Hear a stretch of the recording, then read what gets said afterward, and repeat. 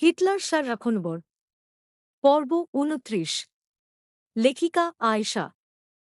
কেটে গেছে বেশ কিছু মিষ্টি মধুর দিন। এই অল্প কয়েকদিনের মধ্যেই রুবার ফাইনাল এক্সামের রেজাল্টও দিয়ে দিয়েছে, যেখানে রুবা অত্যন্ত কৃতিত্বের সাথে সাফল্য অর্জন করেছে। এর মাঝেই মাহিরের মা মরিয়ম বেগম, ছোট বোন মাইশা, দাদি রাহেলা বেগম ও পরিবারের বাকি সদস্যরাও গ্রাম থেকে ঢাকায় মাহিরদের বাসায় চলে এসেছেন। তবে ফারহান আর মাইশার সেই যে ব্লক আর মানবাভিমানের পর্ব শুরু হয়েছিল, এরপর থেকে দুজনের মধ্যে আরেকটা শব্দ কথা হয়নি। সকাল ঠিক ৭টার সময় মাহিরের মোবাইলটা টেবিলের ওপর সজোরে কেঁপে উঠে বাজতে শুরু করল। গভীর ঘুমে মগ্ন থাকা মাহির বিরক্ত হয়ে ঘুম ঘুম চোখ মেলে স্ক্রিনের দিকে তাকাল। এরপর অনিচ্ছা সত্ত্বেও কলটা রিসিভ করে কানের কাছে ধরল। কিন্তু অপর পাশ থেকে আসা কণ্ঠের কথাগুলো শোনামাত্রই মাহিরের চোখের ঘুম এক নিমেষে উধাও হয়ে গেল। তার চেহারাটা নিমেষেই অত্যন্ত গম্ভীর হয়ে উঠল। সে বরফশীতল ও গলায় বলল, ওকে, আসছি আমরা। এই বলেই সে ১ সেকেন্ড সময় নষ্ট না করে কলটা কেটে দিল। মাহির বিছানা ছেড়ে উঠে আগে দ্রুত ওয়াশরুমে গিয়ে ফ্রেশ হয়ে নিল। এরপর সে বিছানায় ঘুমিয়ে থাকা রুবার কাছে এসে বসল। পরম মায়ায় রুবার মাথায় হাত বুলিয়ে দিয়ে আস্তে আস্তে ডাকতে লাগল, রুবা, রুবা আমার বার্ড, ওঠো। মাহিরের এই ভালোবাসাময় আদুরে ডাক পেয়ে রুবা আস্তে আস্তে তার চোখ দুটো মেলল। ঘুমো ঘুমো চোখে বরকে সামনে দেখে মিষ্টি একটা হাসি দিয়ে বলল, গুড মর্নিং জান। মাহিরও মৃদু হেসে জবাব দিল, গুড মর্নিং। তাড়াতাড়ি ফ্রেশ হয়ে নাও, আমাদের সবাইকে এখনই বাইরে বের হতে হবে। রুবা চোখ কচলে অবাক হয়ে জিজ্ঞেস করল, কেন? কোথায় যাব আমরা? মাহির গম্ভীর গলায় বলল, গেলে দেখতে পারবে। যাও, তাড়াতাড়ি ফ্রেশ হয়ে এসো। মাহির আর কোনো কথা না বাড়িয়ে রুম থেকে বের হয়ে সোজা নিচে নেমে গেল। নিচে নামতেই সে রান্নাঘরে নিজের মাকে দেখতে পেয়ে এগিয়ে গিয়ে বলল, মা, তোমরা সবাই রেডি হয়ে নাও। আমাদের এখনই রুবাদের বাড়িতে যেতে হবে দাদিসহ। আর রুবা যদি তোমাকে কিছু জিজ্ঞেস করে, তবে না জানার ভান করে যেও। এই বলেই মাহির গাড়ি বের করতে আর ড্রাইভারকে নির্দেশ দিতে গ্যারেজের দিকে বাইরে চলে গেল। মাহির চলে যেতেই মরিয়ম বেগম দ্রুত শাশুড়ি রাহেলা বেগমের রুমে গিয়ে বললেন, মা, তাড়াতাড়ি রেডি হন, আমরা এখনই বাইরে বেরুব। রাহেলা বেগমকে বলে মরিয়ম বেগম চলে গেলেন মাইশাকে তৈরি হতে ডাকতে। অন্যদিকে রুবা খুব দ্রুত নিজের সুন্দর একটি পোশাক পরে রেডি হয়ে নিচে নেমে এল। নিচে এসে সে ভীষণ অবাক হয়ে দেখল, মাইশা, দাদি রাহেলা বেগম এবং তার শাশুড়ি মা মরিয়ম বেগমও এক্কেবারে রেডি হয়ে ড্রয়িং রুমে বসে আছেন। সবাইকে একসাথে রেডি দেখে রুবা অবাক হয়ে বলল, মা, আপনারাও যাবেন আমাদের সাথে? মরিয়ম বেগম মুচকি হেসে বললেন, হ্যাঁ রে মা। মাহির বলল সবাইকে নিয়ে রেডি হতে। চল বাইরে, মাহির অপেক্ষা করছে। রুবা কাজের মেয়ে রীতা আপার দিকে তাকিয়ে বলল, রীতা আপা, আপনি কিটিকে একটু দেখে রাখিয়েন। ও এখনো ঘুমিয়ে আছে, তাই ওকে সাথে নিচ্ছি না। রীতা আপা হেসে বললেন, আচ্ছা আপা, আপনারা যান, চিন্তা করিয়েন না। সবাই ঘর থেকে বের হয়ে বাইরে আসতেই দেখতে পেল মাহির তার বাইকের সামনে স্ট্যান্ড করে হেলমেট হাতে দাঁড়িয়ে আছে। তা দেখে রুবা চমকে গিয়ে জিজ্ঞেস করল, কি ব্যাপার হিটলার বর, আজ হঠাৎ বাইকে কেন? ততক্ষণে বাড়ির অন্য সবাই অর্থাৎ দাদি, শাশুড়ি মা আর মাইশা ড্রাইভারের সাথে গাড়িতে উঠে বসে পড়েছেন। মাহির রুবার কথার কোনো স্পষ্ট জবাব না দিয়ে শুধু বলল, হুম, বেশি কথা না বলে তাড়াতাড়ি ওঠো। এই বলে মাহির বাইকে উঠে বসে স্টার্ট দিল এবং রুবাকে তাড়া দিয়ে পেছনে উঠে বসতে বলল। রুবা পেছনে উঠে বসতেই মাহির পেছনে না তাকিয়েই গম্ভীর গলায় বলল, পড়ে যেতে না চাইলে আমাকে শক্ত করে জড়িয়ে ধরে বসো। রুবা আর দেরি না করে মাহিরের কোমর দুটো হাত দিয়ে শক্ত করে জড়িয়ে ধরে তার পিঠে মুখ গুঁজল। কিছুক্ষণ পর মাহিরদের গাড়ি আর বাইক যখন সোজা গিয়ে রুবাদের বাসার মেইন গেটের সামনে পৌঁছাল, তখন রুবা কৌতূহল সামলাতে না পেরে জিজ্ঞেস করে উঠল, হিটলার বর, আমরা এইখানে কেন আসলাম? কি হয়েছে বলবে তো? রুবার এই চঞ্চল প্রশ্নে মাহির কোনো কথা বলল না। সে বাইক চালিয়ে সোজা বাড়ির ভেতরে এনে দাঁড় করাল এবং রুবাকে নামার ইশারা করল। রুবা বাইক থেকে নামার সাথে সাথেই মাহিরের জন্য আর এক মুহূর্ত অপেক্ষা না করে চটজলদি বাড়ির ভেতরে ছুটে গেল। কিন্তু বাড়ির ভেতরে ঢুকতেই ভেতরের অস্বাভাবিক পরিবেশ দেখে রুবা এক্কেবারে স্তব্ধ আর বাকরুদ্ধ হয়ে গেল। অন্যদিকে মাইশা, রাহেলা বেগম, মরিয়ম বেগম আর মাহিরও দরজার মুখে এসে ড্রয়িং রুমের অবস্থা দেখে সবাই হা হয়ে তাকিয়ে রইল। কারণ ড্রয়িং রুমের একটি সোফায় অত্যন্ত রাগান্বিত মুখে বসে আছেন সুফিয়া বেগম, আর অন্য আরেকটা সোফায় গম্ভীর মুখ করে মাথা নিচু করে বসে আছে ফারহান।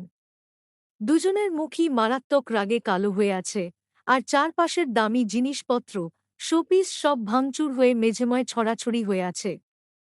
ভেতরের এই তাণ্ডব দেখে মাহির এগিয়ে গিয়ে ফারহানকে জিজ্ঞেস করল, ফারহান, এসব কি কাণ্ড? অন্যদিকে রুবা ছুটে গিয়ে তার দাদির কাছে গিয়ে বলল, দাদি, ঘরে হুট করে সুনামি হলো কি করে? আর তোমাদের চেহারার এই দশা কেন? রুবা আর মাহিরের চেনা আওয়াজ শুনে সুফিয়া বেগম গজগজ করে ওদের দিকে তাকিয়ে বললেন, তোরা আসছিস? ভালো হয়েছে। আমি আর এই বাসায় থাকুম না, আমারে তুদের লগে নিয়া চল।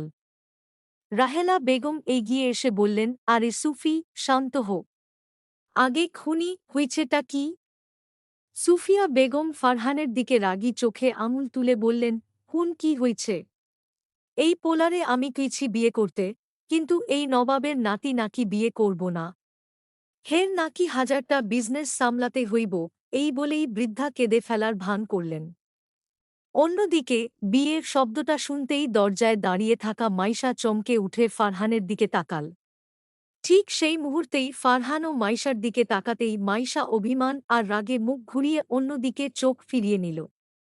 রাহেলা বেগম সুফিয়া বেগমকে বোঝানোর সুরে বললেন, সুফি, তুই হঠাৎ ফারহানের বিয়ের লাইগা এত ব্যাকুল হইয়া পড়ছস কেন তো?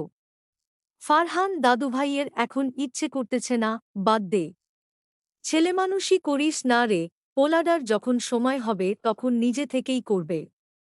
সুফিয়া বেগম জেদ ধরে বললেন, না রে রাহেলা, ততদিনে যে ভালো মাইয়াডা হাতছাড়া হইয়া যাইব। ওর বিয়া হইয়া যাইব তো। রাহেলা বেগম অবাক হয়ে বললেন, তুই কি মাইয়াডারে চিনিস? দেখছোস কোনো দিন? হো, দেখছি, সুফিয়া বেগম বুক ফুলিয়ে বললেন, আর ওরে আমি যেই মাইয়াডারে বিয়া করতে কমু ওরে সেই মাইয়াডারেই বিয়া করতে হইব। হোয়াট? এবার আর ফারহান নিজের মেজাজ ধরে রাখতে পারল না। সে সোফা থেকে এক ঝটকায় উঠে দাঁড়িয়ে উচ্চ শব্দে চেঁচিয়ে উঠল, তুমি যাকে বলবে তাকেই আমার বিয়ে করতে হবে মানে কি? হ্যাঁ, মগের মুল্লুক পাইছ তুমি? এতক্ষণ অনেক সহ্য করেছি, আর না? চেনা নাই, জানা নাই, তারে নাকি আমার বিয়ে করতে হবে? সুফিয়া বেগমও এক চুল ছাড় না দিয়ে বললেন, হো হো করতে হইব। আমি যারে কমু তুই তারই বিয়া করবি। ফারহান চরম বিরক্ত হয়ে চিৎকার করে বলল, বনু, তোর দাদির মনে হয় নিজের বিয়ে করার শখ জাগছে, তাই সকাল থেকে বিয়ে বিয়ে করে জপছে। কে না কে, হাত আছে না পা আছে, কোনো এক দূর সম্পর্কের মেয়েকে নাকি পছন্দ করছে আর তারে আমার বিয়ে করতে হবে। আমি লাস্টবার বলে দিচ্ছি, আমি এই বিয়ে করব না। তুমি ওই মেয়ের ফ্যামিলিকে এখনই বলে দাও, আমি এই বিয়ে করতে পারব না। এই বলেই ফারহান অত্যন্ত রেগে সেখান থেকে চলে যাওয়ার জন্য দরজার দিকে পা বাড়াল। কিন্তু দরজার দিকে যেতেই দাদির মুখে মেয়েটির নাম শুনে সে থমকে দাঁড়িয়ে পেছনে ফিরে তাকাল। রাহেলা বেগম সুফিয়া বেগমকে জিজ্ঞেস করলেন, সুফি, তুই কি মাইয়াডারে চিনিস আসলেই? তার ফ্যামিলিরে কিছু কিছোস? সুফিয়া বেগম হতাশ হয়ে বললেন, মাইয়াডা আর হের ফ্যামিলিরে তো চিনি, তবে আগে ফারহানের মতামত নিয়া কথা কইতে চাইছিলাম। এখন ফারহান যখন রাজি নাই, আমি আর কিছুই কমু না। আরে আগেক না মাইয়াডাকে? রাহেলা বেগম চাপ দিলেন। সুফিয়া বেগম দীর্ঘশ্বাস ফেলে বললেন, মাইয়াডা তো আমাদের সাথেই আছে রে রাহেলা। মরিয়ম বেগম চমকে উঠে বলে উঠলেন, কি বলছেন মায়মা? আমাদের সাথে আছে মানে? হো, আছে আছে। এই বলে সুফিয়া বেগম আর চোখে রুবার দিকে তাকিয়ে বললেন, তুরা যা তো রুবা, আমার রাহেলা, মরিয়ম আর মাহিরের লগে কিছু গোপন কথা আছে। দাদির কথা শুনে রুবা আর কোনো প্রশ্ন না করে মাইশার হাত ধরে টেনে ওপরের দিকে নিজের রুমের দিকে চলে গেল। ওরা ওপরে চলে যেতেই সুফিয়া বেগম রাহেলা বেগমের হাত দুটো চেপে ধরে আকুল কণ্ঠে বললেন, রাহেলা রে, আমার বড় ইচ্ছে ছিল ফারহানের লাইগা তুবো ঘরের মাইয়াডার বিয়া দিমু। আমাদের মাইশাদি মনিকে। কি বললে তুমি দাদু? আবার বলো। কার সাথে বিয়ে দিতে চাইছিলে তুমি?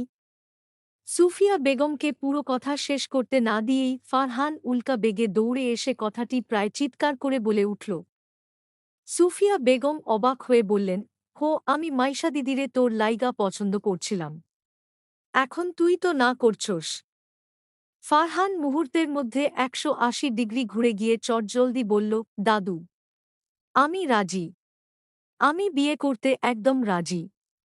তুমি আমাকে আগে মেয়ের নামটা বললে এতক্ষণ এত নাটক হতো। অন্যদিকে মাহির ফারহানের এমন নাটকীয় পরিবর্তন দেখে আর থাকতে পারল না।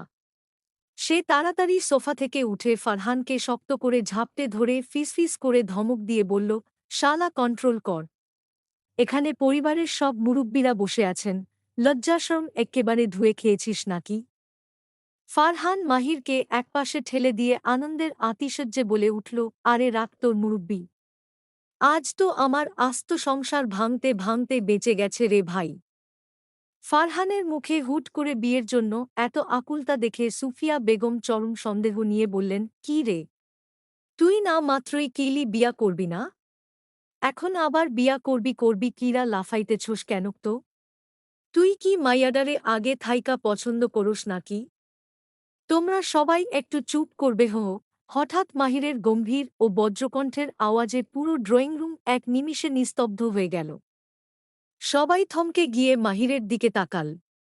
মাহির সবাইকে উদ্দেশ্য করে অত্যন্ত শান্ত কিন্তু গুরুত্বপূর্ণ গলায় বলল, মা, দাদু, দাদিমা, তোমাদের একটা সত্য কথা বলি শোনো।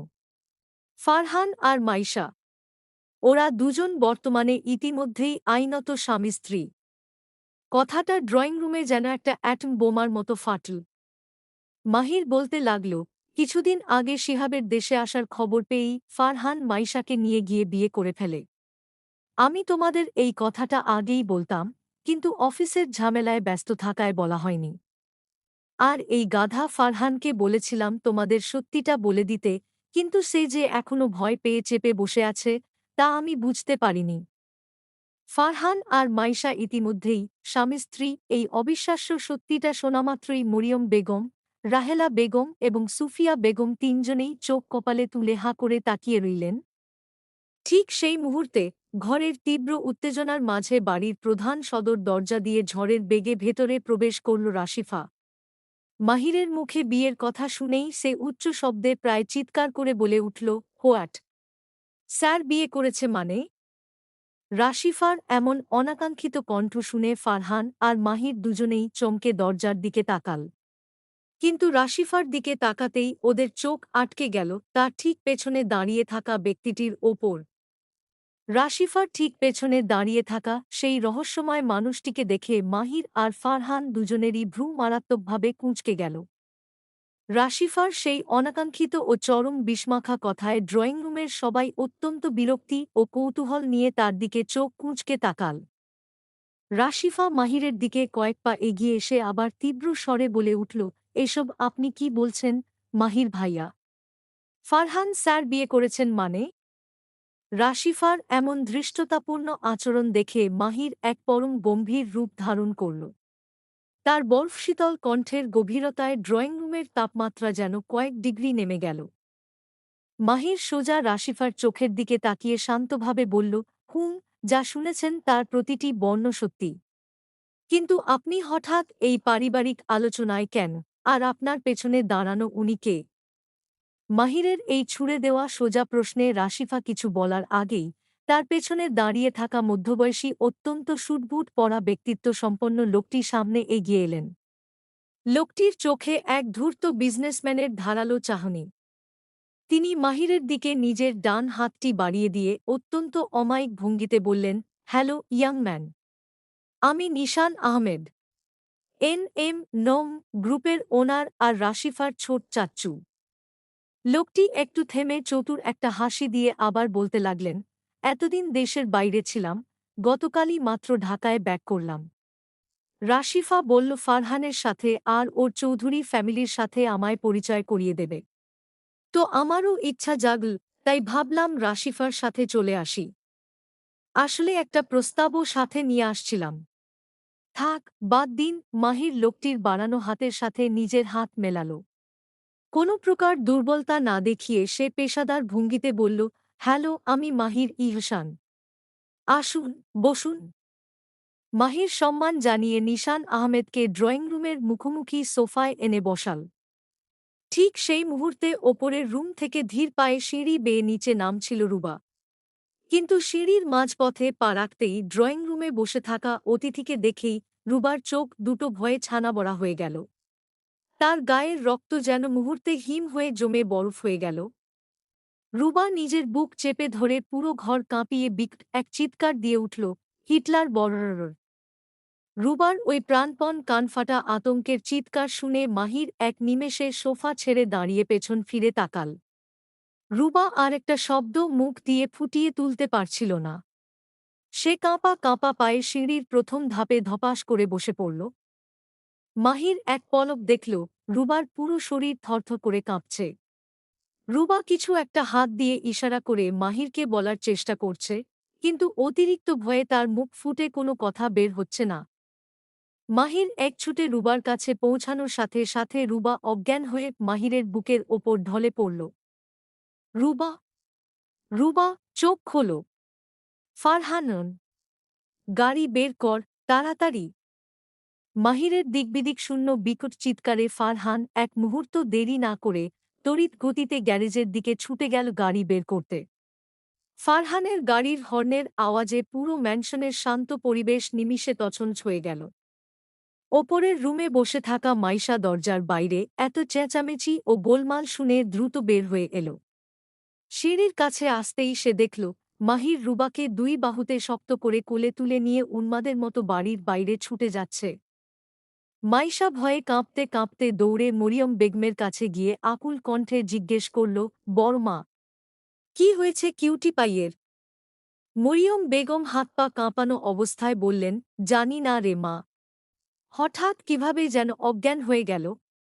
চল তাড়াতাড়ি।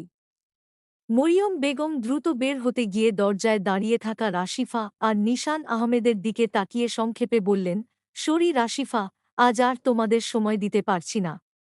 পরে কথা হবে। এই বলে মরিয়ম বেগম ও বাড়ির অন্যেরা দৌড়ে বাইরে চলে গেলেন। রাশিফা আর নিশান আহমেদও সেখানে আরেক সেকেন্ড দাঁড়িয়ে থাকা বৃথা ভেবে নিজেদের গাড়ির দিকে চলে গেল। কারণ তারা যে উদ্দেশ্য নিয়ে এসেছিল, রুবার এই হঠাৎ ঘটে যাওয়া দুর্ঘটনায় তা আর সফল হল না। সিটি হাসপাতালের মেইন গেটের সামনে ফারহানের গাড়ি এসে সজোরে ব্রেক কষতেই মাহির গাড়ির দরজা খুলে রুবাকে কোলে নিয়ে পাগলের মতো ভেতরে ছুটে গেল। হাসপাতালের করিডোর দিয়ে দৌড়াতে দৌড়াতে মাহির পুরো হাসপাতাল মাথায় তুলে চিৎকার করতে লাগল, ডাক্তার, ডাক্তার। ওদিকে নিজের চেম্বারে বসেছিলেন এক ডাক্তার শান্তিতে এক গ্লাস পানি খাচ্ছিলেন। হঠাৎ মাহিরের এই বাজখাঁই চিৎকারে তিনি মারাত্মকভাবে বিষম খেলেন। নাকমুখ দিয়ে পানি ঢুকে গিয়ে ডাক্তার বেচারা কাশতে কাশতে একাকার। মাহিরের ওই চিৎকার আর তাণ্ডব দেখে নার্সেরা দ্রুত এক ওয়ার্ড বয়কে ডেকে স্ট্রেচার নিয়ে ছুটিয়ে এল। তারা তড়িঘড়ি করে রুবাকে স্ট্রেচারে শুইয়ে সোজা ইমার্জেন্সি ওটিতে নিয়ে গেল। ফারহান মাহিরের কাঁধে হাত দিয়ে ঝাঁকুনি দিয়ে বলল, মাহির, প্লিজ ব্রো, শান্ত হো। বনু জাস্ট একটু সেন্স হারিয়েছে, তুই নিজেকে সামলা। এভাবে পাগলামি করিস না। ততক্ষণে পেছনে পেছনে হাঁপাতে হাঁপাতে মাইশা আর মরিয়ম বেগমও হাসপাতালে এসে পৌঁছালেন। কিছুক্ষণ পর ওটি রুমের লাল লাইটটা নিভে গেল এবং ডাক্তার বাইরে বের হয়ে এলেন। ডাক্তারকে বের হতে দেখেই মাহির ওনার সামনে গিয়ে ব্যাকুল কণ্ঠে জিজ্ঞেস করল, ডক্টর, আমার ওয়াইফ কেমন আছে? ও হঠাৎ এভাবে সেন্সলেস হয়ে গেল কেন? ডাক্তার মাহিরের অতিরিক্ত অস্থিরতা দেখে অভয় দিয়ে বললেন, মাহির, একদম কুল ডাউন। চিন্তার কোনো কারণ নেই। আপনার স্ত্রী হয়তো অতীতে ঘটেছে এমন কোনো মানসিক ট্রমার স্মৃতি হঠাৎ কারো মাঝে বা কোনো কিছুতে দেখে ফেলেছেন, যার কারণে অতিরিক্ত প্যানিক অ্যাটাক হয়ে ভয়ে সেন্স হারিয়েছেন। আমরা ইনজেকশন দিয়েছি, কিছুক্ষণের মধ্যেই ওনাকে জেনারেল কেবিন শিফট করা হবে। ডাক্তার এটুকু বলে চলে গেলেন। ডাক্তার চলে যাওয়ার পর পরিবারের সবাই করিডোরের বেঞ্চে স্বস্তির নিঃশ্বাস ফেলে বসলেন। কিন্তু মাহির বেঞ্চে বসল না। সে ধীর পায়ে হাসপাতালের লম্বা নিস্তব্ধ করিডোরের দিকে হাঁটতে হাঁটতে গভীরভাবে চিন্তা করতে লাগল, রুবা ড্রয়িং রুমে হঠাৎ কি বা কাকে দেখে এত ভয় পেল। অতীতের কোন অন্ধকার রহস্য রুবা দেখেছিল, যার কথা মনে পড়তেই ও এভাবে জ্ঞান হারাল? লন্ডনের এক অতি অভিজাত ও সুদৃশ্য বিলাসবহুল ভিলা আজ চমৎকার রঙিন আলো আর তাজা ফুলের সৌরভে সাজিয়ে তোলা হয়েছে। স্ক্রপ অফ ইন্ডাস্ট্রিজ এর একটি বড় আন্তর্জাতিক ডিল সফল হওয়ার খুশিতে এই গ্র্যান্ড নাইট পার্টির আয়োজন করা হয়েছে। আর এই সি গ্রুপের একমাত্র ওনার হলেন শিহাব চৌধুরী।